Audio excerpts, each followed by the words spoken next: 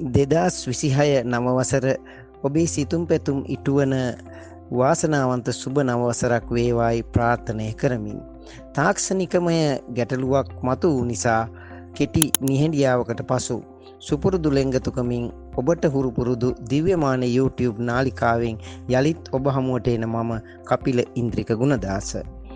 ඉතින් මම අද ඔබ හමුවට එන්නේ 2026 වර්ෂය ඔබට ඇති කරන සුබ අසුබ ප්‍රතිඵල සවිස්තරාත්මකව අරගෙන. ඉතින් අපි හා එක්ව සිටි සුවහසක් ශ්‍රාවක ඔබට යලිත් ආරාධනා කරනවා අපට මතු තාක්ෂණික ගැටලුව නිසා යලිත් වරක් අපේ මේ දිව්‍යමානයේ නාලිකාව සබ්ස්ක්‍රයිබ් කර බෙල් අයිකනය ඔබ යලිත් දිගටම අප සමග රැඳී සිටින්නට එක්වන ලෙසට. මේ විශ්වය හරිම පුදුමාකාරයි. ඒ විශ්වයේ සොබාදහමේ බලය පසුගිය දිනවල අපි ඉතා හොඳින්ම අත්දැක්කා. මම විදුහල්පතිවරයෙක් නිසා මට ආසන්න උදාහරණයක් ගත්තොත් ඉතාම ලස්සනට කොරෝනා වලින් පස්සේ දිගටම අක්‍රමවත්ව පැවති පාසල් වාර සටහන 2026 වර්ෂයේ ඉඳලා ක්‍රමවත්ව කරන්න සැලසුම් කරලා තිබුණා. ඒ උනාට බලන්න සොබාදහම ඒ සියල්ල වෙනස් කරපු ආකාරය. යලිත් පාසල් වාර සටහනේ යම් යම් අක්‍රමවත් භාවයක් ඇති වුණා. ඒ වගේම උසස් පෙළ වාගේ විභාගයක් කල් දාන්න පුළුවන් කාටද? මානව අපිට කරන්න බැරි තීරණ ගන්න බැරි ඒ වගේ මහා ලොකු දේවල් හරිම ලස්සනට මේ විශ්වයේ සිදු කරනවා.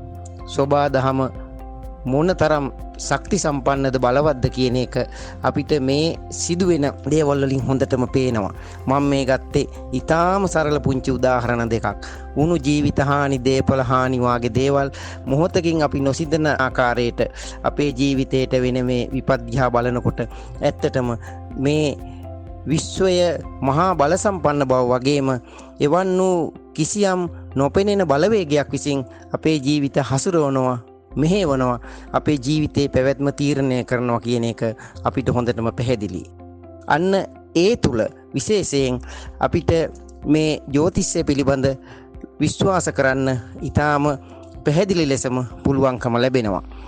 එතකොට මේ අපේ ලග්න පලාපල මේ ආකාරයට අපි ඔබට අරගෙන ඒම තුල මෙන්න මේ වාගේ සුවිශේෂ අවස්ථාවන්ට ජීවිතේ මුහුණ දෙන්න පූර්ව සූදානමක් අපිට ඇති කරගන්නටත් පුළුවන් වෙනවා.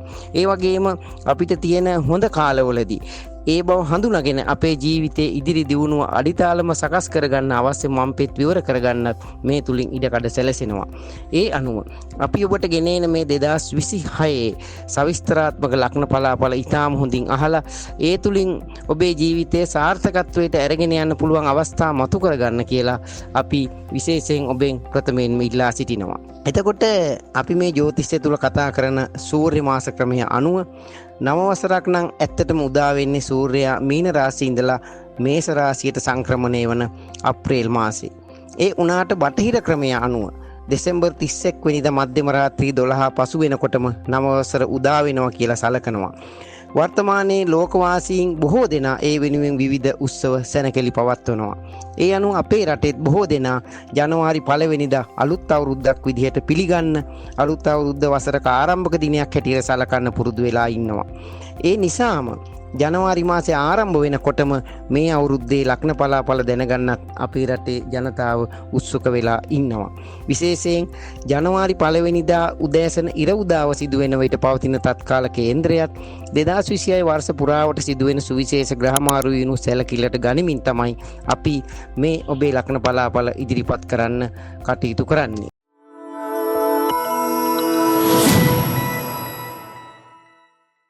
ඉතින් මේ 2026 නව වර්ෂයේ මීන ලග්නෙ ඔබට බලපාන්නේ කොහොමද කියන එක ගැන අපි දැන් සලකලා බලමු. 2026 නව වර්ෂය ආරම්භ වෙනකොටම ඔබේ 10 වෙන්නේ ඊටාම අපූර්ව ග්‍රහ යෝගයක් යෙදিলা තියෙනවා. රවි කුජ බුධ සිකුරු කියන ග්‍රහයන් 4 දෙනාම ඔබේ 10 වෙන්නේ සිටියේදී තමයි නව වර්ෂය ආරම්භ වෙන්නේ. ඒ වගේම ඒ වෙනකොට ගුරුත් ඔබේ 4 වෙන්නේ ඉන්නවා. එතකොට මෙන්න මේ ග්‍රහ ගෝචරයන් මීන ලග්නෙමි ඔබට 2026 වර්ෂය සුබ කරන පෙර නිමිති බවට පත් වෙලා තියෙනවා. විශේෂයෙන් මේ 10 වෙන්නේ සිටින මේ ග්‍රහයන් නිසා ඔබේ රැකියාවේ ඉතා විශාල දියුණුවක් මේ වර්ෂය තුල බලාපොරොත්තු වෙන්න පුළුවන්. ඔබේ රැකියා රැකියා ස්ථානයේ ඔබට තිබුණ සියලුම ගැටලු 2026 වර්ෂයේ වන විට නිමාවටපත් වෙනවා. ඔබට රැකියා ස්ථානයේ ඊටාම සතුටින් රැකියාව කරන්න පුළුවන්කම ලැබෙනවා. උසස් වීම වාගේ දේවල් ඔබ බලාපොරොත්තුෙන් හිටියා නම් ඒවට අවශ්‍ය සුදුසුකම් මෙම සපුරලා යම් ප්‍රමාද වීම තිබුණා නම් අන්න ඒ රැකියාව උසස් වීම ඔබට ලබා ගන්න පුළුවන්.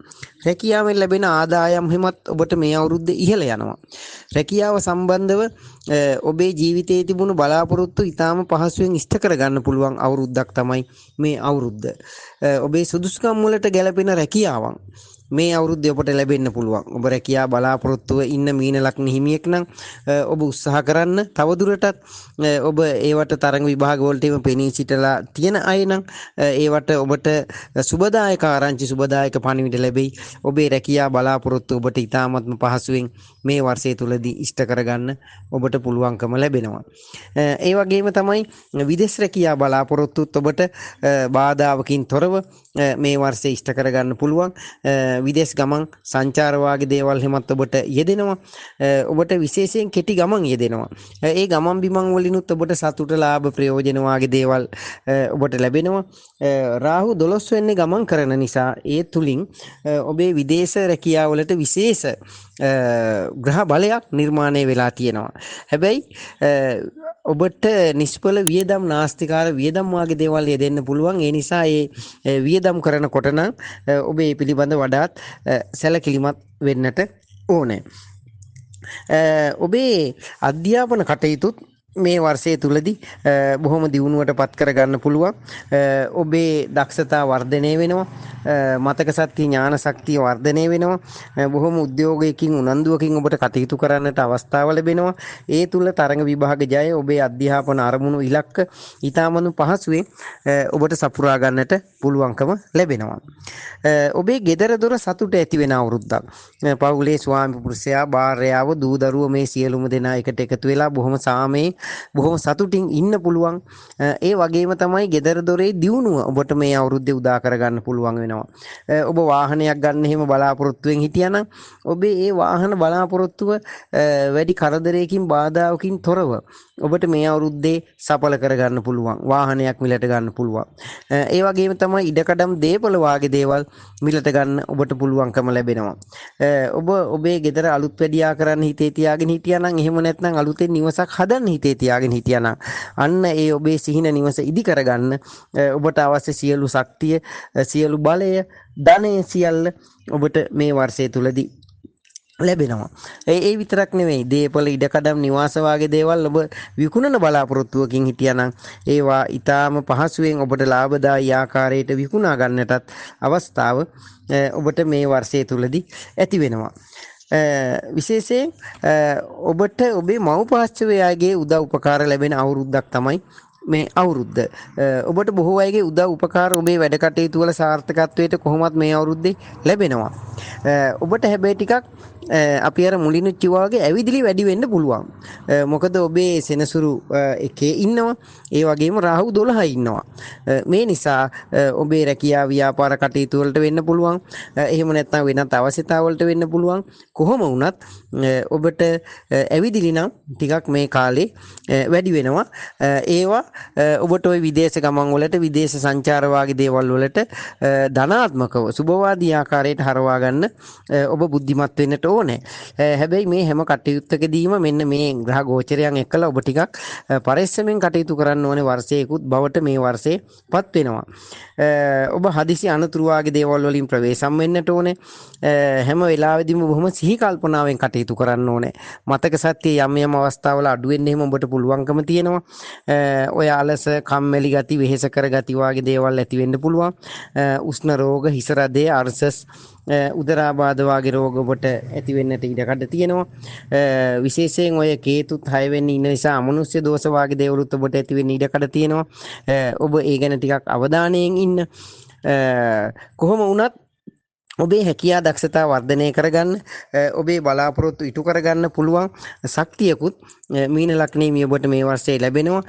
ඔබට සෙනසුරුගේ ලග්නේ රාශිකයක් තියෙන බව අමතක කරන්න එපා. ඒ නිසා මේ හැම කටයුත්තකදීම යම් යම් බාධා ඇති වෙන්නට ඉඩ තියෙනවා. නමුත් ඒ බාධා අභියෝග ජය අරගෙන ඔබට මේ 2026 වර්ෂයේ සාර්ථක කරගන්න පුළුවන් විශ්වීය ශක්තියක් නිර්මාණය වෙලා තියෙනවා. ඒ නිසා ඒ අභියෝග නොබියව ජය අරගෙන ඔබට මේ වර්ෂයේ හොඳටම සාර්ථකව ගත කරගන්න අරමුණු ඉෂ්ට කරගන්න පුළුවන්. ඔබට මේ සුබ කටයුතු වලදී අඟහරුවාදා දවස වඩා සුබදායක වෙනවා. 3 සහ 9 තමයි ඔබේ ජයාංක වෙන්නේ. කහ වර්ණය තමයි ඔබට සුබ වර්ණය වෙන්නේ. ඒවත් භාවිතා කරන්නට පුළුවන්. ඉතින් මීන ලග්නෙමි ඔබට අපි ආරාධනා කරනවා දිව්‍යමානයේ යලිත් අපි අපේ YouTube නාලිකාවෙන් ඔබ හමුවට එනවා. ඒ නිසා නැවතත් අපිව subscribe කරලා bell icon එක ඔබලා ආයෙමත් අපිත් එක්ක එකට එකතු වෙන්න කියලා අපි ඔබට ආරාධනා කරනවා. ඒ වගේම මීන ලග්නෙමි ඔබට සියලු බාධක දුරු වෙන ඔබේ පැතුම් අරමුණු සියල්ල සඵලවන සුබ නව වසරක් වෙන්න කියලා 2026 අපි ඔබට සුබ ප්‍රාර්ථනා කරනවා.